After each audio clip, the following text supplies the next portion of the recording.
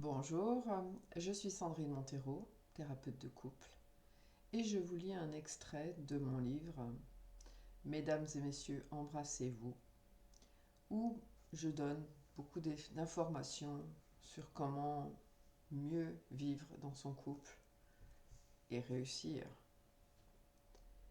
Voici un extrait.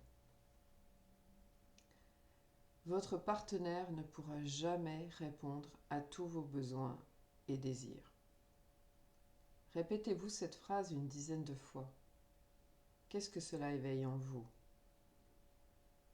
Personnellement, une partie de moi, idéaliste, a envie de pleurer, se sent triste à l'idée que mon amoureux ne puisse pas me combler. Pour certains d'entre vous, cela semblera être une évidence.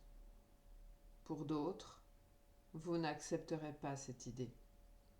Vous vous direz que si, justement, c'est le but de s'unir à un autre par les liens du mariage ou d'un engagement mutuel.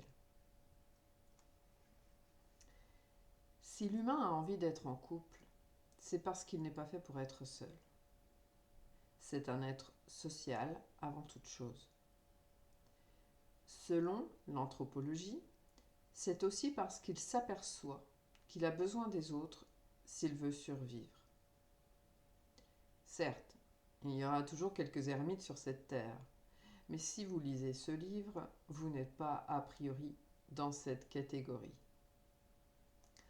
Enfant, vous étiez dépendant de vos parents pour votre survie. Adulte, vous restez dépendant des autres de diverses manières. Que serait le commerçant sans client? Comment pourriez-vous rire si vous n'aviez pas quelques camarades de jeu? Plaisant ou déplaisant, vous dépendez en partie du bon vouloir des autres. Famille, amis, gouvernement, administration, copropriétaires, de leur goût, de leur façon de vous appréhender, ce qui explique bien des comportements que vous avez développés pour vous rendre populaire. Efforcez-vous de bien intégrer cette phrase. Quoi que je sois, fasse, pense, dès que je vis avec une personne, je suis dépendant de cette personne. Bien sûr, il y a différents degrés et formes de dépendance. Financière, matérielle, administrative, sociale, affective. Pour certains, une peur va émerger. La peur de perdre l'autre, par exemple. Pour d'autres, la peur de perdre leur liberté. La dépendance à l'autre n'est plus un problème à partir du moment où vous acceptez que c'est inévitable, vous en avez conscience, vous mettez en place quelques actions pour la rendre moins nocive. Donc, madame ou monsieur, arrêtez de vouloir contrôler l'autre pour cacher que vous dépendez de lui ou d'elle et arrêtez également le refus de l'engagement.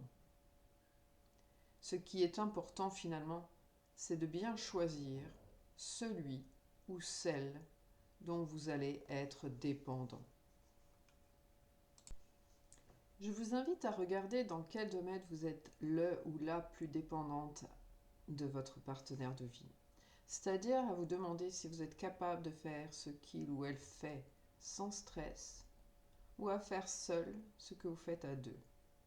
Est-ce dans l'éducation des enfants? Vous ne pouvez imaginer vous occuper de vos enfants sans le soutien de l'autre. Est-ce dans les tâches ménagères?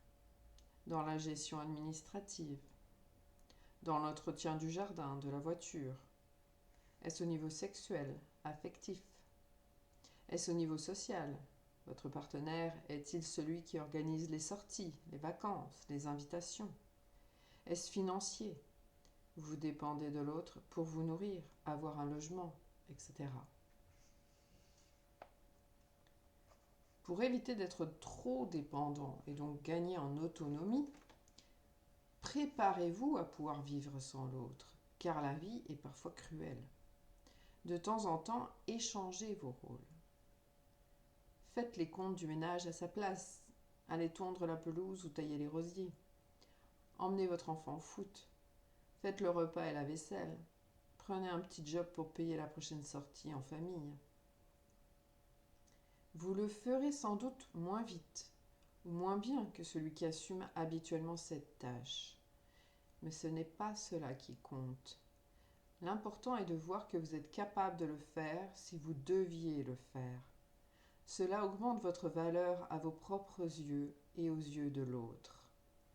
De plus, cela peut vous faire plaisir à votre partenaire et provoquer quelques bonnes blagues entre vous. Cela favorise donc également la connivence. Pour l'autonomie affective, il s'agit de diversifier les personnes intimes avec vous pour ne pas tout focaliser sur votre partenaire.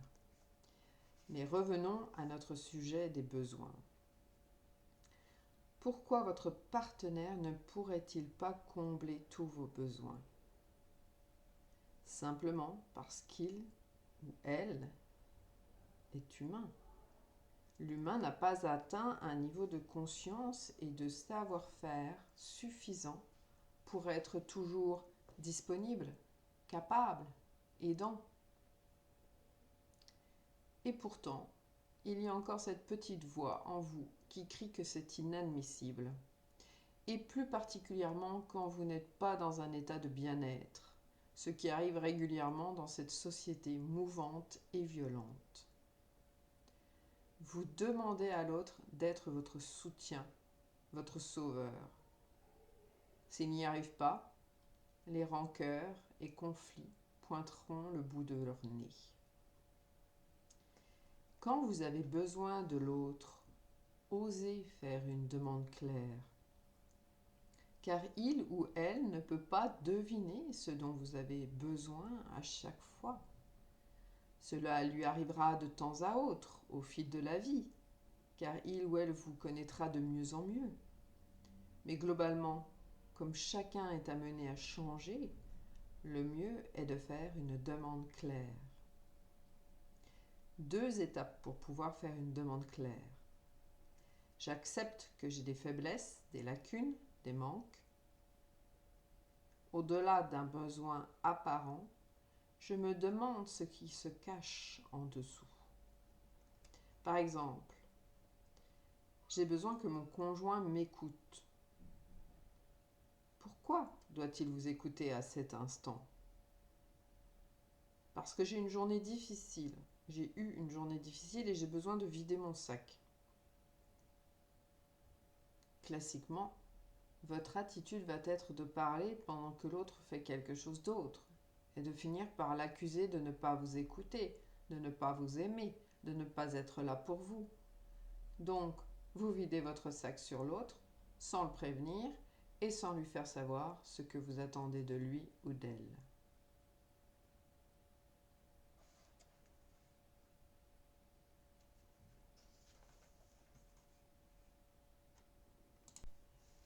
Voilà un petit aperçu, vraiment très petit, de ce que vous pourrez trouver dans mon livre.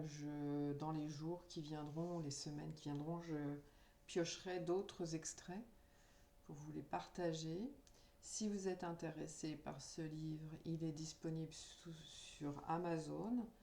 Je vous mettrai le lien direct sous cette vidéo. Sinon, donc le titre, Mesdames et Messieurs, embrassez-vous.